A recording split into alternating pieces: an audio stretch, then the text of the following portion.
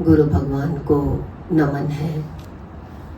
इतने सालों से हम सत्संग सुनते आ रहे हैं, तो हमें प्रकृति और परमात्मा, प्रकृति क्या है? हमारा शरीर, ये तो सुंदर है ही।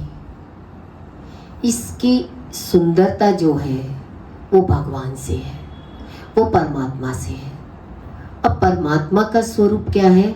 इन्हीं इंद्रियों की कामनाओं और वासनाओं ने हमारे हीरे को ढक लिया, उस परमात्मा को ढक दिया। हमेशा संत एक ही उदाहरण देते हैं कि संसार में कछुए की तरह रहो। कछुआ कैसा होता है? अपनी इंद्रियों को अंदर समेट के रखता है, जरूरत हो निकाल लेता है। ये लाइन हमने अपने आप बना ली। जरूरत हो तो हमें इन इंद्रियों को इस्तेमाल कर लेना चाहिए। पर गुरु हमें समझाते हैं, देखिए, ज्ञान से ये बातें समझ में आती है कि प्रकृति क्या है? अपने आप में एक स्थिर तत्व है, पर चलायमान दिखाई देती है। आंखें एक ही जगह लगी हुई है, ये इधर उधर घुमाकर आप नहीं लगा सकते। कान एक जगह है, हाथ एक जगह स्थिर है। जो स्थिर चीज है वो स्थिर ही रहेगी, पर हमने इनको जैसे जैसे इस्तेमाल किया तो हमने इसको क्या कह दिया? ये चलायमान है। किसके द्वारा चलायमान है? उस परमात्मा की शक्ति से। इसमें हमारे दुख की शुरुआत कब होती है? जैसी आंखें हमें दिखा रही है वैसा ना देख करके उससे हम कल्पना करने लग जाते हैं, तो कहते हैं दुख की शुरुआत हो जाती है। कामनाओं और वासनाओं के चक्कर में हम इनको यूज करना शुरू कर देते हैं। उसी दिन से हमारे जीवन की दुख की शुरुआत होती है। जड़ चीज थी, जड़ को जड़ता में ही रहने देते, उसे छेड़खानी ना करते। आपने देखा, हम पहाड़ों पर जाते हैं, वहां बहुत प्रकृति सुंदर होती है। वो उसकी सुंदरता अपने आप में पूर्ण है, पर कोई व्यक्ति क्या करेगा? जाकर के उनके पत्तों को तोड़ने लग जाएगा, फूलों को तोड़ने लग जाएगा। तो ये क्या है? प्रकृति में छेड़खानी करना। जैसे उसे आप छेड़ोगे तुरंत वो आपको नुकसान पहुंचाना शुरू कर देगी। ऐसे ही हमारे शरीर से, शरीर के अंग हमें मिले हैं, इन अंगों से हमें क्या करना है? जैसे है इन्हें वैसा ही रहने दो। सामने जैसा दिखाई दे रहा है वैसा ही देखो। आज इतनी प्रलय इस धरती पर क्यों आ रही है? क्या कारण है? सारे पेड़ काट दिए गए, अपने अनुसार पहाड़ों को तोड़ दिया गया।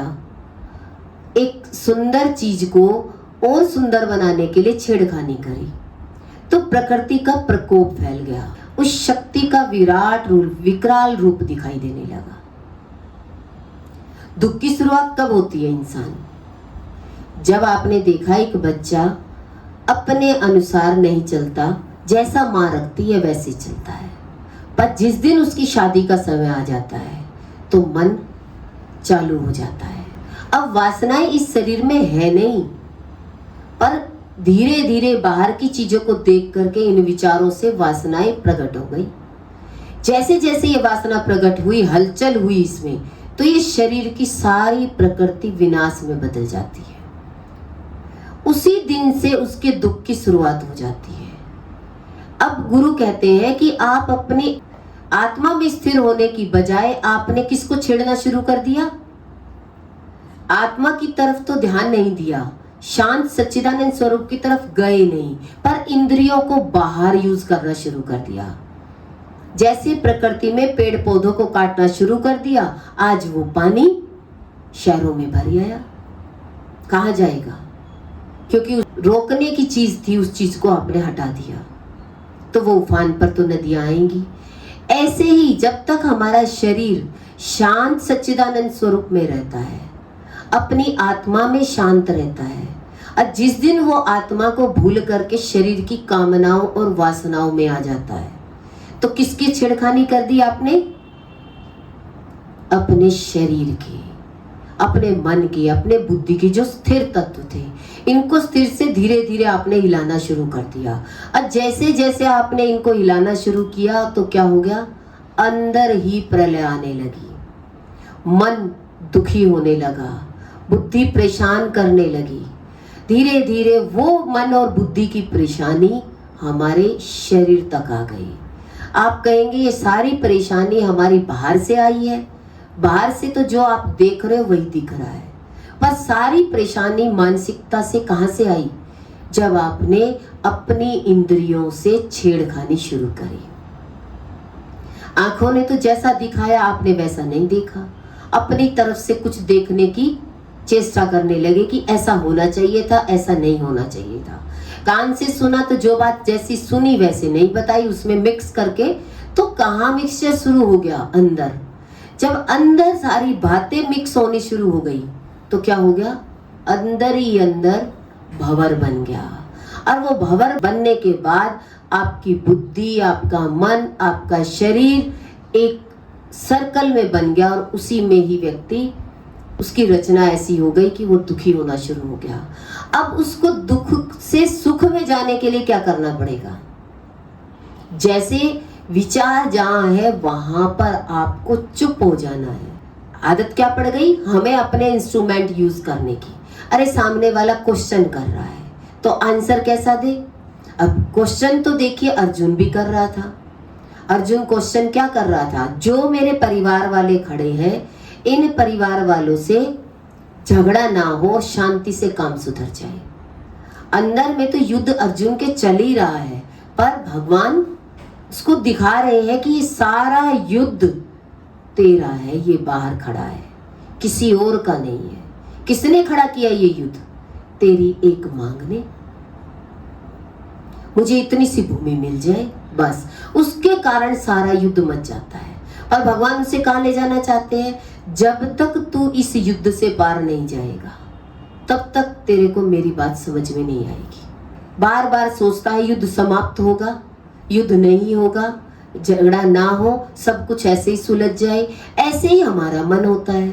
घर में थोड़ी सी चिंगारी होती है, लकड़ी में छोटी सी चिंगारी आपके सारे घर को जला सकती है। एक कामना और एक इच्छा, आपके अंदर में कामना कहाँ उत्पन्न हुई, आपके मन में।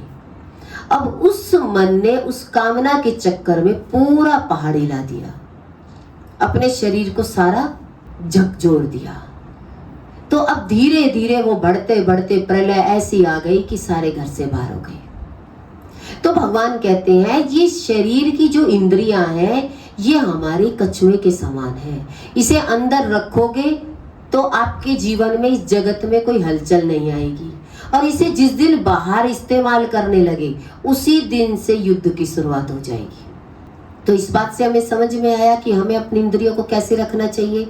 हम कहेंगे हमने अपने लिए इंद्रियां नहीं निकाली, किसी के लिए भी निकाले तो युद्ध का कारण आप बन गए। तो एक के बाद दूसरा इंद्रिया निकाल के खड़ा करता, कोई तीसरा कोई हो, सारे रिश्तेदार ये सारी आपकी इंद्रियां हैं। एक एक करके सारे खड़े हो जाते हैं, किसके आगे, आपकी आत्मा के आगे। तो आपकी आत्मा के आगे सबसे पहले कौन खड़ा हुआ, आपका मन। आपके शरीर को बाहर जो दिखाई दे मुझे वो चाहिए, और वो चाहना ही आपके लिए दुख का कारण है। स्थित प्रज्ञ के लक्षण क्या होते हैं, स्थित प्रज्ञ ये होता है जिसकी बुद्धि स्थिर हो। अब आप देखिए आपकी बुद्धि हर समय स्थिर रहती है, सारा दिन ये बुद्धि गाइड करती रहती है। और बताया क्या भगवान ने, ये बुद्धि भी स्थिर है, जिसको हमने चलायमान बना लिया। बुद्धि के बाद मन को चलायमान बना लिया, मन ने शरीर को घुमाना शुरू कर दिया, प्रलय की निशानी है। सबने अपने लिए प्रलय खड़ी कर रखी है, सब दुख से भरे हुए हैं, सुख की तरफ जाना चाहते हैं, सुख स्थिर होने में है। आपकी इंद्रियां एक स्टैचू की तरह होनी चाहिए। मंदिर की मूर्ति क्यों अच्छी लगती है, शरीर स्थिर है। उसके बाद आपका मन कुछ कुछ बोल के आता है भगवान को, पर आपका शरीर स्थिर नहीं होगा तो आप भगवान के सामने भी बड़बड़ाते रहोगे। ऐसा होना चाहिए भगवान जी चुप है बिल्कुल, वे कुछ नहीं बोल रहे हैं, और आपका शरीर भी बोल रहा है, आपका मन भी बोल रहा है और आपकी बुद्धि भी चल रही है, तो विनाश का कारण क्या हो गई? ये तीनों चीजें शांत होनी चाहिए थी, पर इन तीनों चीजों में हलचल रहती है। हलचल का कारण खुद ही है और अपनी आत्मा से हम दूर हो जाते हैं। जब अपनी आत्मा से दूर हो जाएंगे तो ये शरीर भी विनाश का कारण बनेगा। विनाश का कारण कैसे बनेगा? शरीर में कामनाएं और वासनाएं उधर गति की तरफ उठती है, जिस जगह पे कुछ भी नहीं है और कामनाओं और वासनाओं ने पूरा जोर लगा दिया, तो मन उन विचारों के कारण दुख प्रकट करता है। अध्यात्म है अपनी इंद्रियों को समेटना, फिर मन जाएगा, फिर बुद्धि जाएगी, तब शांत होते हैं, तो नुकसान से बच जाते हो। ऐसे ही हमारा शरीर स्थिर हो जाए, मन स्थिर हो जाए और बुद्धि स्थिर हो जाए, ये तीन चीजें आपकी स्थिर हो गई, तो फिर आत्मा की शक्ति काम करती है। वहां आपके शरीर पर कोई घाव नहीं होगा। चैतन्य शक्ति जब सामने प्रकट हो जाती है और ये जड़ चीजें शांत होकर पड़ी रहती है, तो इससे कोई नुकसान नहीं पहुंचता। तो नुकसान कब पहुंचता है?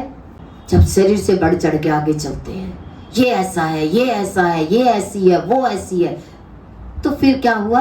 आपको भी क्या दे दिया? डंडा हाथ में पकड़ा दिया। तो नुकसान किसको होगा?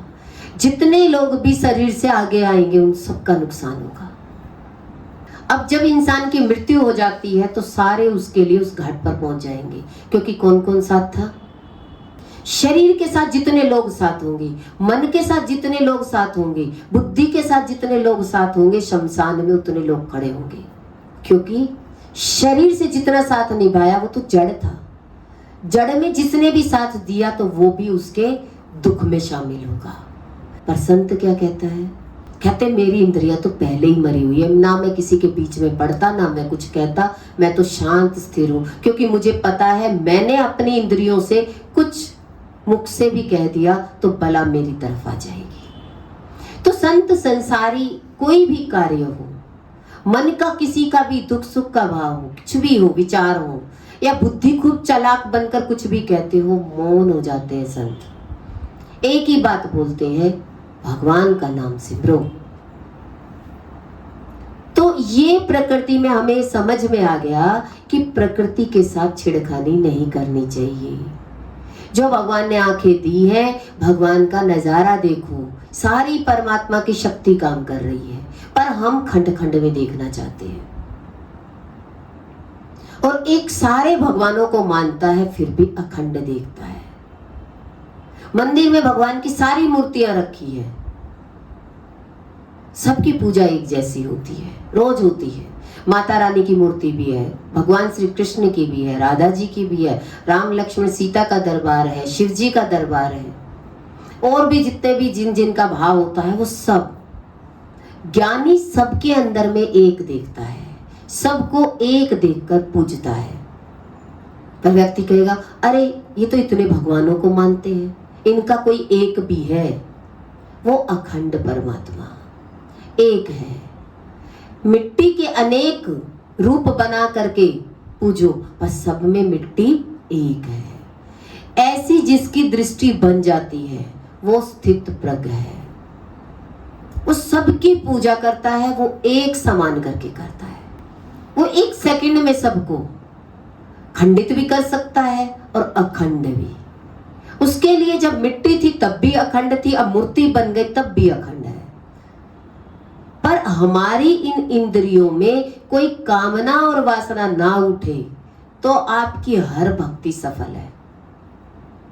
पर इंसान जो भक्ति करता है, जो पूजा पाठ करता है, उसमें इंद्रियों के प्रति कामना और वासना है।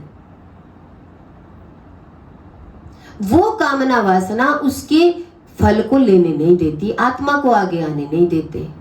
और जब हम आत्मा को आगे आने नहीं देंगे, सूर्य अगर आपके घर में नहीं आता और आपने कोई पौधा लगा लिया तो पौधा सड़ जाएगा। ऐसे ही हमारी इंद्रियां स्वस्थ तभी रह सकती है जब हम आत्मज्ञान को प्राप्त करें, आत्मा की तरफ चलें। शरीर तक ही स्थित रहोगे, शरीर से ये चाहिए, आज ये चाहिए, आज खाने को चाहिए, आज पहनने को चाहिए, आज दिन तक जितनी उम्र हो गई कितना खाया, टनों खाया, इतने कपड़े पहने और इतना संग्रह किया, पर उस खाने ने तुम्हें सुख दिया? कितना हमने इन आंखों से बाहर दृष्टि करी, हमने जिस रिश्ते पर दृष्टि करी उसने सुख दिया? फिर हमें इन इंद्रियों से क्या होना चाहिए? इंद्रियां कभी भोग मांगती है? हाथ क्या मांगते हैं बताइए? आपका शरीर कौन सा कपड़ा मांगता है? आप 100 रुपए का पहना दो, 1 लाख का पहना दो, पर आप क्या कहोगे? 1 लाख का चाहिए। पर गुरु क्या कह रहे हैं? इसको इतने वस्त्र पहना दिए, अभी तक तुम्हें ये पता नहीं लगा कि इसमें इस शरीर को कुछ नहीं चाहिए। और हर व्यक्ति का एक सवाल होता है कि मुझे क्या चाहिए? शरीर के लिए, पहनने के लिए कमाता हूं, पेट के लिए कमाता हूं। जब आप अपनी इंद्रियों को शांत कर दोगे, अब आपके मन में कोई वासना नहीं उठ रही इस शरीर के लिए, या दिमाग से लेकर पैर तक आपके अंदर में कोई तरंग नहीं उठती कामनाओं और वासनाओं की। फिर देखिए आत्मा की शक्ति आप पर कैसा काम करती है। बैठे बिठाए आपकी इंद्रियों का स्वागत करेगी। एक मिट्टी की मूर्ति, एक पत्थर की मूर्ति मंदिर में स्थिर हो गई, सब लोग देखिए उस मूर्ति की तरफ आकर्षित होते हैं। ना वो बोलती है, ना वो देखती है, ना वो चलती है, बस सब लोग उसके पास आके खड़े होते हैं। उसकी मौन की सुंदरता है। हमसे तो कोई थोड़ी सी बात करे तो हम कितना बड़ा चैप्टर देते हैं, हम पूरी सुना देते हैं, पर कहते हैं क्या जरूरत है सुनाने की? लड़के अपने आप ठीक हो जाएंगे। एक कोई किसी का हाथ तोड़ देगा, कोई आंख फोड़ देगा, जब दर्द होगा तकलीफ होगी तो अपने आप दूर हो जाएंगे। क्या जरूरत है बीच में पड़ने की? पर इंद्रियों को इतनी आदत पड़ गई है कि पहले तो अपने ही लिए इतना सोचते हैं, इतना विचार करते हैं, इतने शरीर में हलचल रहती है, तो दूसरा व्यक्ति हलचल वाला आता है तो तुरंत आप हलचल में आ जाते हो, क्योंकि आपका मन खुद हलचल में था। तो आप क्या करने लग जाते हो? उसको सलाह देने लग जाते हो। ऐसे ही भगवान श्री कृष्ण के सामने अर्जुन प्रश्न करता है, पर कृष्ण कभी उसके प्रश्न का उत्तर नहीं देता, पर क्या देता है? आत्मज्ञान देता है। अर्जुन सोचता है, गुस्सा भी आता होगा, मैंने जो प्रश्न पूछा उसका तो जवाब नहीं दे रहे, और ये क्या सुनाई जा रहा है मुझे। ऐसे ही गुरु के सामने बैठते हैं, हम प्रश्न करते हैं, हमारी इंद्रियों के प्रश्न होंगे, हमारा मानसिक प्रश्न होंगे, हम बुद्धि से चालाक होके और तरीके से हम प्रश्न करेंगे। चालाक बुद्धि क्या करेगी? मेरा तो मन नहीं है, पर बच्चों के लिए करना पड़ता है। अब क्या है? बुद्धि चालाक क्या कर रही है? अपने आप को ना अड़ा करके दूसरे को अड़ा दिया, बच्चे को अड़ा दिया। सारी वासना किस में है? बच्चे के द्वारा वासना है। गुरु के सामने ये अहम रख के व्यक्ति बात करता है, मेरा नहीं है प्रश्न, उसका है। उसको ही प्रश्न कर देना हो चाहिए था, आपको करने की क्या जरूरत है? पर इंद्रिया क्या करेगी? मैं बताती हूँ इसके बारे में। गुरु हमें समझाते हैं, तुम्हारी इंद्रिया कितनी शांत है। तुम्हारी इंद्रिया शांत होगी तो भगवान के सामने, आत्मा की शक्ति के सामने आपकी इंद्रिया शांत होती जाएंगी, मन शांत हो जाएगा। गुरु के सामने जाते हैं तो कोई लहरें नहीं दौड़ती, क्योंकि आत्मा शांत सच्चिदानंद स्वरूप है। और आपके सामने कोई आ जाए तो आप अशांति से भर जाते हैं। उसका कारण क्या है? हमने इंद्रियों की कामनाओं और वासनाओं को सुनामी लहर की तरह उठने दिया। शरीर में थोड़ी सी क्रिया कामना वासना की उठी तो तैयार हो गए। किसके लिए? तो जो व्यक्ति भोग के लिए तैयार हो गया, तो समझ लो सच्चाई यही है, उस दिन से शुरुआत दुख की है, सुख नहीं है। हमारी दृष्टि नहीं होती कि ये दुख की शुरुआत क्यों हुई। दुख की शुरुआत इस शरीर की प्रकृति को छेड़ने से हुई। तो आज जो ये प्रलय दिखाई देती है, ये पहाड़ पत्थर काट दिए गए, पेड़ पौधे काट करके मकान दुकान बना दिए गए, तो ये सारी नदियां उफान पर आ गई। सारे शहर में देखिए, सारे देश विदेश में क्या फैल जाएगी? बाढ़ आ जाएगी, भूकंप आ जाएंगे, जितना भी पानी होगा जमीन में नीचे जाने लग जाएगा, तो सारी जगह खाइयां बन जाएगी, तो बिल्डिंग किस पर रुकेगी? ऐसे ही हम अपनी इंद्रियों को ज्यादा से ज्यादा इस संसार में यूज करेंगे। कोई कहेगा मुझे तो पैसा चाहिए, मुझे तो इंद्रियां को यूज करना पड़ेगा, मैं क्या करूं। और कोई कहेगा क्या पेट के लिए कमाता हूं, कोई कहेगा मैं कामनाओं और वासनाओं के लिए कमाता हूं, पर फिर भी उनका पेट नहीं भरता। धीरे धीरे उनके जीवन में तूफान आते हैं, वही धन वापस उसी जल में चला जाता है। इसलिए आज घर में कोई भी शांति से नहीं बैठा, सबके मानसिकता की प्रॉब्लम है, कितनी टेंशन है। अब स्थिर तत्व स्थिर प्रज्ञ तो कोई भी नहीं है। जब स्थिर प्रज्ञावान के पास हम जाते हैं, गुरु के पास जाते हैं, तो हमारे शरीर की वासनाएं और कामनाएं शांत होती है। और आप किसी पंडित के पास जाओगे तो क्या कहेंगे, ये कर लो ये हो जाएगा। गुरु क्या कहते हैं, परमात्मा की भक्ति करो, इंद्रियों को खाली भगवान में लगाओ। और भगवान में भी अगर आप सही ढंग से भक्ति करते हैं और कोई इच्छा कामना नहीं है, तो शरीर की पूर्ति के लिए जो आत्मा का तेज होगा, तो सबसे पहले किस पर पड़ेगा, आपकी बुद्धि पर, फिर किस पर पड़ेगा, आपके मन पर, फिर आप किस पर पड़ेगा, आपके शरीर पर। जन्मों जन्मों की इच्छाएं और कामनाएं, वो आत्मा की शक्ति उसके ऊपर जो पड़ेगी वो सारे फलीभूत हो जाएंगे। अब जन्मों जन्मों में तो पेट के लिए ही मांगा होगा, इंद्रियों की वासना के लिए मांगा होगा, पर मानव चोले में आकर के इंसान को मांगने की जरूरत नहीं है। प्रकृति के पास एक व्यक्ति आता है, उसके मन में भाव होता है कि मैं यहाँ पर होटल खोल लूं। सब लोग सुंदर प्रकृति के पास आकर के खाने पीने लग जाते हैं, रहने लग जाते हैं। उस सुंदरता में किसकी ताकत थी, उस प्रकृति की। प्रकृति अपने आप में फल फूलों से सजी हुई है, पर सारी कायनात मौन है। अब ये मौन प्रकृति हमें क्या बता रही है, आपके शरीर में वासना उठे तो मन तुरंत शांत कर दो। क्यों, क्योंकि वो कामना वासना की तूफानी लहर आपके लिए दुख का संदेश दे रही है। अंदर से पकड़ना है, देखिए, बाहर अभी आप छोड़ ही नहीं सकते। अंदर से जैसे ही किसी के लिए कुछ भाव उठे, तुरंत अपने आप को दबा दो। और वो बाहर तक आ गया तो समझ लो क्या होगा, आप धराशायी हो जाएंगे। आपका वो विचार आपका विनाश का कारण होगा। आज हर व्यक्ति के अंदर में इतने विचारों की सुनामी लहर है, उस घर को आप बचा ही नहीं सकते।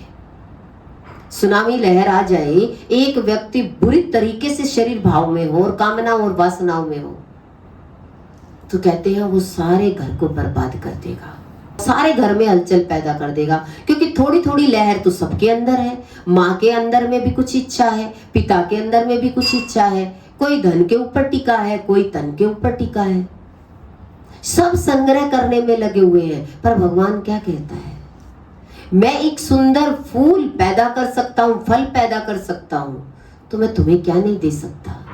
आत्मा की शक्ति को हमने ढक दिया, क्या कर दिया, किससे ढक दिया, इस शरीर से, शरीर की वासनाओं से। आत्मज्ञान अंदर की स्थिति है। जब अंदर की स्थिति आपके अंदर में कंट्रोल कर लिया आपने, तो बाहर आप बाहरी परिस्थितियों से, बड़ी बड़ी परिस्थितियों से बच जाओगे। तो बाहरी परिस्थिति से बचने के लिए, हमारी बड़ी बड़ी परिस्थितियां जीवन में आती हैं, उनसे बचने के लिए आप ज्ञान सुन रहे हो तो आपके अंदर में किसी के प्रति भी कामनाएं, देखिए अपनी कामनाएं वासनाओं के लिए तो हमने कर लिया, तब हमारे पास ज्ञान नहीं था। पर आज मेरे अंदर में मेरी एक भी इंद्री किसी कामना वासना के चक्कर में ना पड़े। शांत होते जाओगे और आपके सारे काम बनते जाएंगे, सारे काम। ये प्रैक्टिकल आप करके देखिए कि मेरे मन में एक विचार भी नहीं उठता। जैसे मेरे बच्चे हैं, शांत स्थिर जहां है वहीं रहने दीजिए, उनके बारे में कोई विचार मत करिए, क्योंकि वो अपने बारे में विचार कर रहे हैं, ऐसा हो जाए। पर आप भी करोगे तो दोनों में हलचल पैदा हो जाएगी। दोनों में हलचल पैदा होते ही दोनों में झगड़ा होगा, और झगड़ा होते ही दोनों बाहर हो जाएंगे। तो युद्ध कहां चला? जो शांत स्थिर शरीर था, शरीर मरने के बाद सब लोग उसके आसपास चारों तरफ इकट्ठे हो जाते हैं और उसके पैर छू करके प्रणाम करने लग जाते हैं। पर रहते हुए, जिंदा रहते हुए कितने लोगों ने पैर छुए होंगे उस दिन भगवान? क्यों? क्या रीजन है उस दिन भगवान है? ये आज भगवान है क्योंकि आज दंडवत हो गए, आज कामनाएं वासनाएं शरीर की सारी समाप्त हो गई। अब ना मन चलता है, ना बुद्धि चलती है, अब आत्मा की शक्ति काम कर रही है। आत्मा की शक्ति के आगे उस व्यक्ति की भी वैल्यू हो गई। तो मरे हुए की इतनी वैल्यू या जिंदे की होनी चाहिए? बोलो। आज जिंदे की वैल्यू चाहते हो तो आपको क्या करना होगा? अपने आप को देखिए, गुरु के सामने हजारों लोग भागते हैं, मुझे बात करनी है, मुझे बात करनी है, मुझे बात करनी है। क्या बात होगी? और गुरु मौन होते हैं, सुन रहे होते हैं, इधर देख रहे होते हैं, उधर देख रहे होते हैं, क्योंकि पता है ये सारे कौन खड़े हैं? हलचल है। वो सारी लहरें गुरु के पास जाना चाहती है और गुरु बिल्कुल शांत खड़े हैं। वो एक ही बात बोलते हैं, आत्मज्ञान सुनिए, आत्मा में आइए। लास्ट में एक ही लाइन बोलते, तुम आत्मा हो, शरीर नहीं हो। पर हमने इस बात को आज दिन तक समझा ही नहीं कि वे किसको कह रहे हैं। नकली कौन है? आपका शरीर। असली कौन है? आपकी आत्मा। आप असलियत में रहते हो या नकली में? नकली नोट का क्या मिलेगा? आप नकली होकर के किसी से चलने वाले हो। नकली कैसे बने? अरे मैं इसकी पत्नी हूं। आप नकली पत्नी हो। अभी पति आपको पैसा ना दे, अभी पति आपको धन ना दे, आप नकली पत्नी होंगे। आप कहेंगे फिर किस नाम के पति और किस नाम की पत्नी? अगर आप किसी भी प्रकार से दूसरे की इच्छा के लिए भी आप कुछ भी कर रहे हो तो भी आप दूसरे के किस में काम आ रहे हो? विनाश में काम आ रहे हो। विनाश का कारण बनेगा। जिस दिन आपकी इंद्रियों से वासनाएं, कामनाएं, इच्छाएं ये उठने लगी, उसी दिन से आपके अंदर में दुख की शुरुआत हो गई। और आज दुख इतना हो गया, बाहर तक आ गया। अब शरीर से भी बाहर लोगों में परेशानी का कारण बन गए। तो सबका कारण कौन बना? एक लहर घर में उठी, वो लहर कहाँ पहुंचती चली गई? एक दूसरे से। तो वो क्या बन गई? सुनामी बन गई। इसीलिए कहा कि ध्यान कब घटित होगा? जब आपको ये सच्चा ज्ञान पता लग जाएगा। अब मेरे हाथ को कुछ नहीं चाहिए, अब मेरी किसी भी इंद्रिय को कुछ नहीं चाहिए।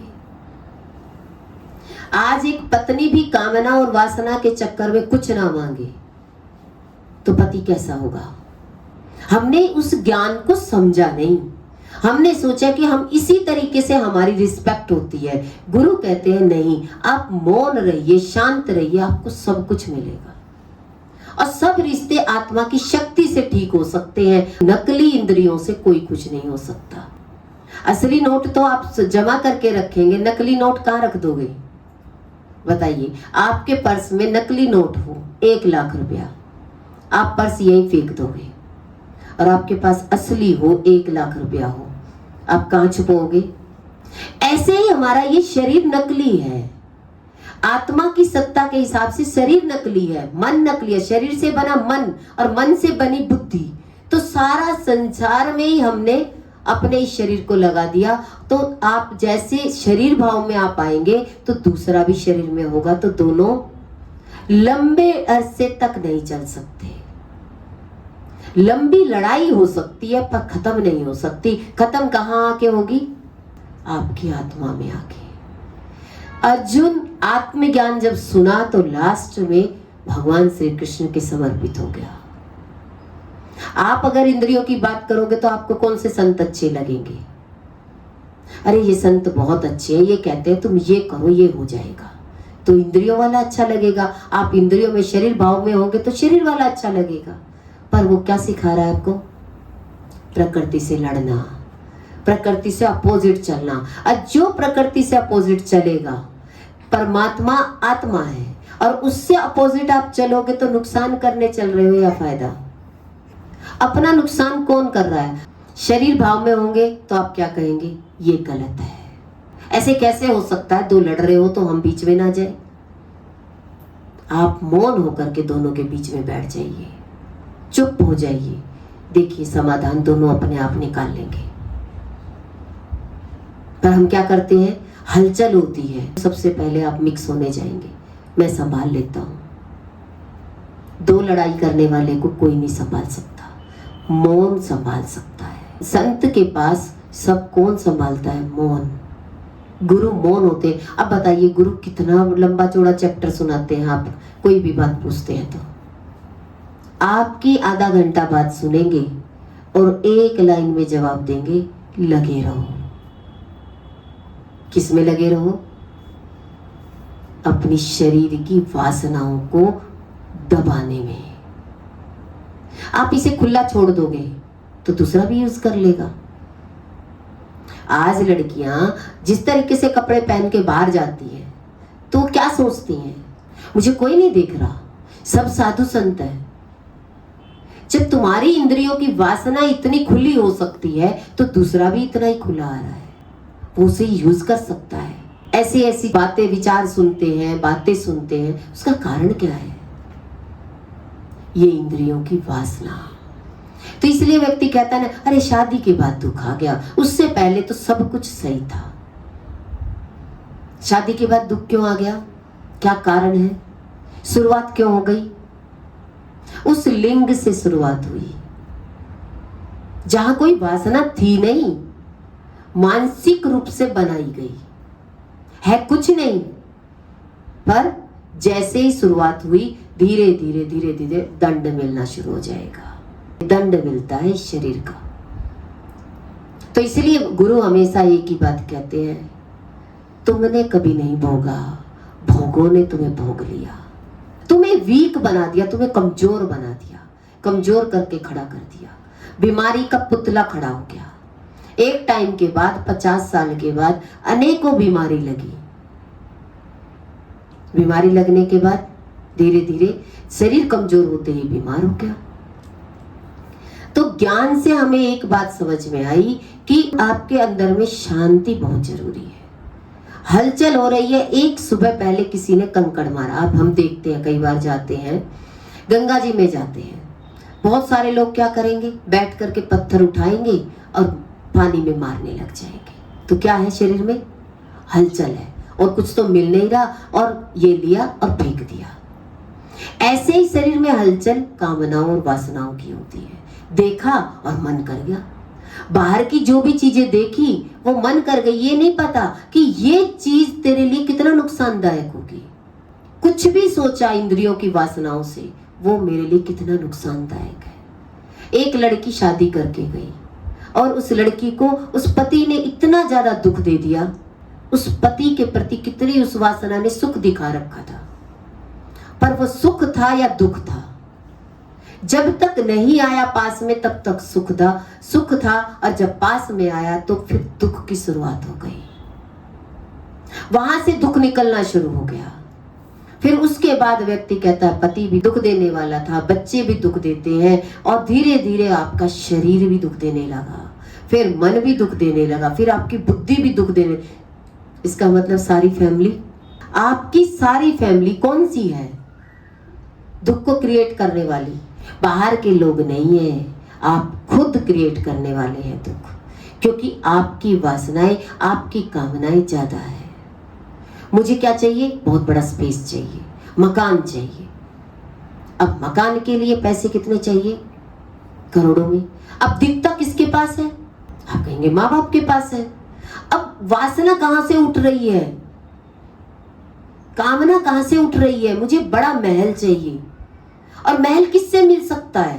तो अब ये अंदर क्रिएट हुआ। आराम से रह रहे थे, बहुत शांति से रह रहे थे एक कमरे में, कुछ नहीं चाहिए था, पर ऐसा सर्कल व्यक्ति को मिलता है, ऐसा तो होना ही चाहिए, देना ही चाहिए, सब कुछ बच्चे का ही है। इस तरीके की जो ये वासना उठती चली गई, वो क्या हो गई? एक नरक का द्वार खुल गई। बच्चे फिर क्या कहेंगे? माँ बाप से छीन लो। ज्ञान नहीं होगा तो क्या होगा? कामना वासना जहां टारगेट है वहां पर इंसान उसको दुख देना शुरू कर देगा। पर उसने भी दुख से वो चीज इकट्ठी करी है, तो छीना झपटी क्या हो गई? अंदर ही अंदर कसमकस चलेगी, क्योंकि ये शरीर मेरा नहीं है तो मैं इसको क्यों दूं? जब शरीर से आप किसी के नहीं बनते तो वो आपको क्यों दे? एक आप सोच सकते हो, उस व्यक्ति ने इतना मेहनत करके अपने लिए अज्ञानता में पैसा इकट्ठा किया, पर वो पैसा उसका दुख का कारण बन गया उस बच्चे का जो अपने से निकाला। उस बच्चे ने लक्ष्य सोच लिया, माँ बाप नहीं है शरीर से, धन चाहिए।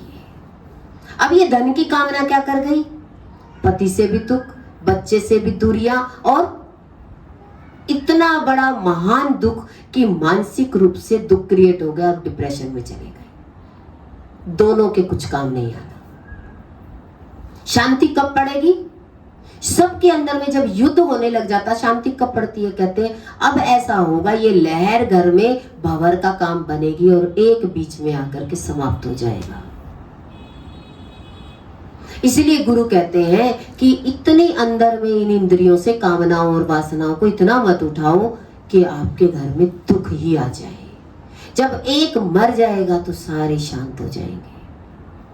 जब आपने देखा होगा बहुत तूफान आता है, उसके बाद सारे महल गिर जाते, सारे तार टूट जाते हैं, सारा अंधकार हो जाता है, शांति शांति होती है। पंछी बस उड़ रहे होते हैं, कोई नहीं होता। इसीलिए कहा कि ज्यादा जगत की तरफ जाना आपके दुख का कारण है।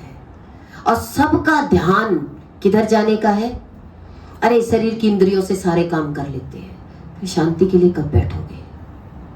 फिर घर में जो अशांत बच्चे हैं, जो दौड़ रहे हैं, उनका इतना बड़ा सर्कल बन रहा है, तो उसमें आप अगर शांति का पानी जाएगा तो लहरों वालों को आप शांत कर सकते हो।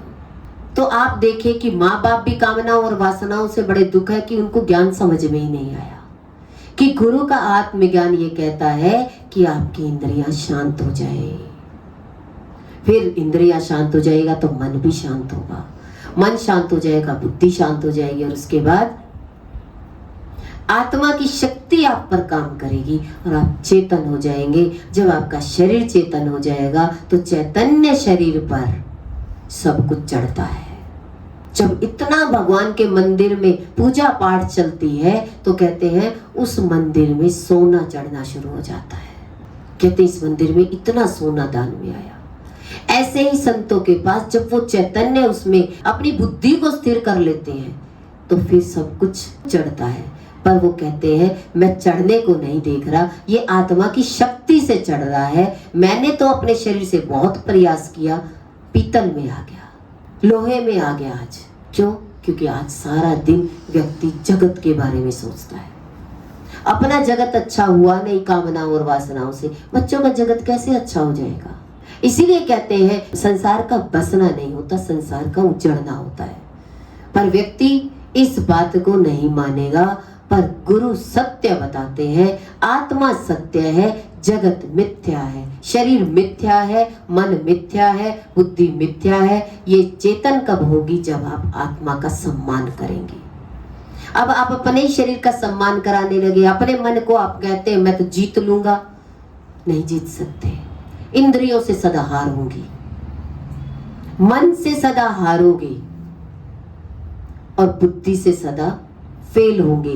तो बुद्धि से ज्ञान को समझो और अपने आप को जैसे भगवान ने आपको स्टैचू बना के दिया है वैसे ही आप रहिए। जितना आप शांत रहेंगे, जितना मौन रहेंगे, मन बार बार भी उकड़ेगा, पर एक बार मुट्ठी बंद करके अपने आप को अंदर में चुप कर लो। एक दो बार उत्तेजना उठेगी, पर जैसे जैसे आप शांत होते जाएंगे आत्मा की शक्ति काम करती जाएगी। क्योंकि आपने शरीर, मन और बुद्धि को बड़ा बना दिया और आत्मा को छोटा बना दिया। इंद्रियों के बारे में कुछ नहीं सोचना, परमात्मा करेगा सब कुछ। गुरु कह रहे हैं भगवान संभालेंगे, तो हम कह देते हैं कि गुरु कह रहे हैं भगवान संभालेंगे, हमने कह दिया भगवान संभालेंगे। सारी संभाल तो हमने अपने हाथ में ले रखी है, मुझे ये करना है, मुझे ये करना है। तो गुरु ज्ञान जो दे रहे हैं ना, वो यही कह रहे हैं आप अपने अंदर में उठे हुए विचारों को शांत करो। आपके अंदर में क्यों आ रहे हैं विचार, चुप हो जाओ। बार बार बार बार शरीर को शांत करिए। सामने काम पड़ा दिखाई दे रहा है, बार बार आपके ही अंदर में उत्तेजना क्यों आ रही है, आप शांत हो जाइए। धीरे धीरे आत्मशक्ति क्या करेगी, चारों तरफ सेवादार लगा देंगे। जितने आत्मा में आते जाएंगे उतने ही सेवादार काम करते चले जाएंगे। पर सेवा भी मिले तो चैतन्य की मिले ना। घर में बर्तन बांटो की क्यों मिले, जो आपका काम पूरा हो गया जहां हमने क्या किया, इन शरीरों को आज भी लगाने में लगे हुए हैं। तो विचार आपके उठा तभी तो लगते हो, और विचार आपका अंदर ना उठे तो आपके पास फोन भी ना आए। फोन की तरंगे आकर भी कट के चली जाएगी, आप तक नहीं पहुंच सकती। अगर आप शांत स्थिर होकर बैठेंगे तो आत्मा की शक्ति के आगे कोई भी परिस्थिति नहीं आ सकती। आएगी, टकराएगी, वापस चली जाएगी, पर ये पहचान आपकी होनी चाहिए। तो आज एक नई चीज क्या समझ में आई, अंदर में कोई भी मानसिक रूप से विचार, कामनाएं और वासनाएं, कोई भी इच्छा, बच्चे के लिए, परिवार के लिए कोई इच्छा मत जाहिर करिए। आप शांत होंगे, आपके ऊपर से आत्मा की तेज पूंज, आत्मा की शक्ति जो आपके सानिध्य में होंगे उसके काम आती चली जाएगी, उनके काम अपने आप बन जाएंगे। पर आपने अपनी इंद्रियों को शांत करना पड़ेगा, और शांत नहीं करा तो युद्ध की तैयारी करो। सबको भाले उठाने पड़ेंगे, सबको तलवार उठानी पड़ेगी। तलवार भाले कौन से हैं, ये जीवा। आपको भी बोलना पड़ेगा। वो व्यक्ति क्या कहेगा, तुम मेरे बारे में बोलो ना, चुप क्यों हो। कहते हैं मेरी चुप्पी में ही तेरा काम बन जाएगा। गुरु के पास जाते हैं तो उनकी मौन से हमारे सारे काम बन जाते हैं। धीरे धीरे आकर देखते हैं सारे काम बने पड़े होते हैं। पर आप भी तो कुछ करो। गुरु से ही लाभ लेते रहोगे या आप भी खुद कुछ करोगे। तो गुरु क्या चाहते हैं, आप भी शांत स्थिर होकर के इस प्रकृति का नजारा देखिए। प्रकृति कितनी सुंदर है। सुंदर प्रकृति के पास जाकर के बैठने का मन करता है। उसकी सुंदरता हमें उनके पास बिठा लेती है।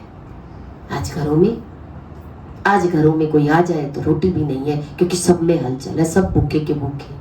कोई अतिथि भी आ जाए तो पानी भी नहीं देंगे। क्यों? क्योंकि सारे सांस हम सांस है, हलचल चल रही है सबके अंदर में।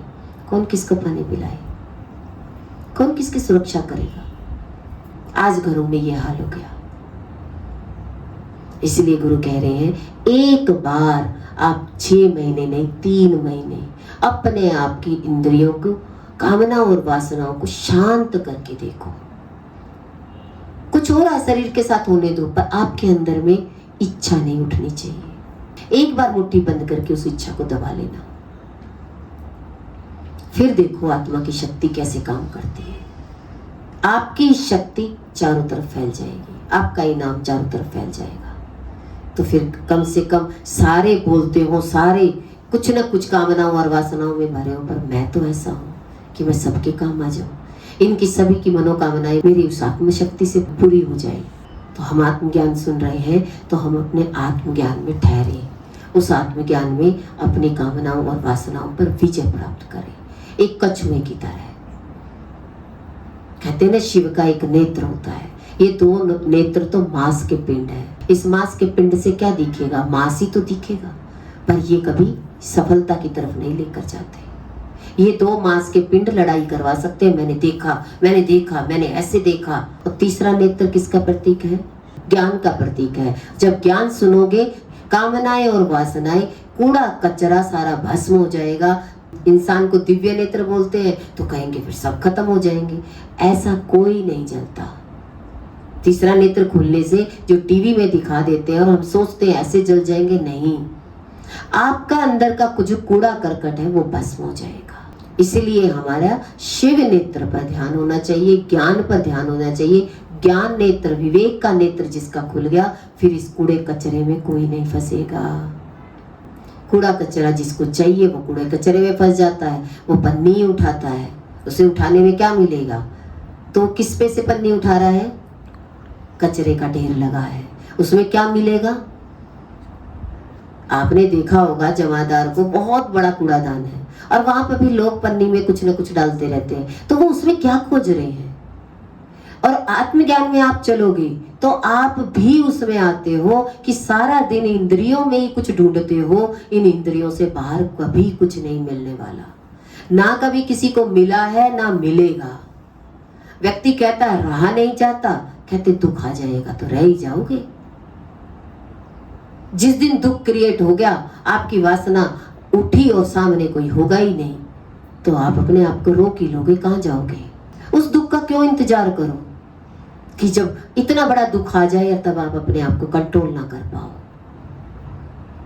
तो भगवान के हिसाब से, आत्मज्ञान के हिसाब से तो संसारी व्यक्ति को कहते हैं ये कूड़ेदान पर बैठा है, ये कूड़े में से कुछ निकालना चाहता है, पर कूड़े में से सोने चांदी नहीं मिलने, कूड़े में तो गंदगी ही निकलेगी।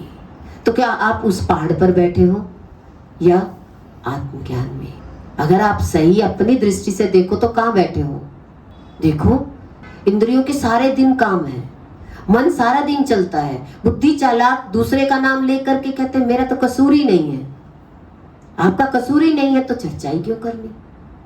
तो जिसकी चर्चा सुनते हैं, गुरु कहते हैं मैं ये चर्चा क्या सुनूं, मुझे तो पता है ये कूड़ादान है, खाली डस्टबिन है।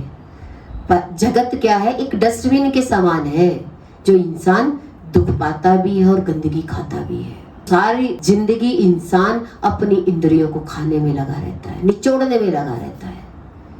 ये इंद्रियां खा जाती है आपको, आपकी जीवन को समाप्त कर देती है, आपके जीवन को कभी भी सही सलामत नहीं रख सकती। इंद्रियों से इंद्रियों में काम आते रहो सारी जिंदगी, खाली एक काम वाली कहलाओगी, कभी मालकिन नहीं बन सकते। इसीलिए जीवन में अपने इंद्रियों को शांत, अपने मन को शांत, बुद्धि से ज्ञान को समझिए। जितनी बुद्धि अपनी इंद्रियों और मन को शांत करने में लग जाएगी, उस दिन आत्मशक्ति आप पर काम करने लग जाएगी। आप सही मायने में इस धरती के हीरो होंगे। हम हीरे को छोड़ करके कोयले को उठाते घूम रहे हैं, जिन काले कोयले से कुछ नहीं मिलना, काला मुंह होना है, काले हाथ पैर होने हैं। आखिर इससे कलंक ही लगता है शरीर से आज दिन तक। उसने ये बोल दिया, उसने ये बोल दिया, बुरा ही बोलता है एक दूसरे व्यक्ति को। इंद्रियों से गाली ही तो देता है। किसी बिजनेसमैन को देखिए, वो गाली के बिना बात ही नहीं करता। तो मुख पर क्या है? काला कोयला ही तो है। हीरा कहाँ है?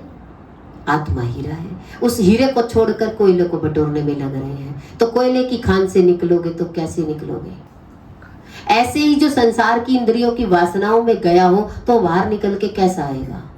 बाल उजड़े हुए, वीरान सा जीवन, दुखी मन, शरीर से बिल्कुल परेशानी। तो ये क्या है? जगत का स्वरूप दुख का स्वरूप है और आत्मा का स्वरूप भगवान का स्वरूप है। अब हमें आत्मा में चलना चाहिए या जगत के स्वरूप में रहना चाहिए?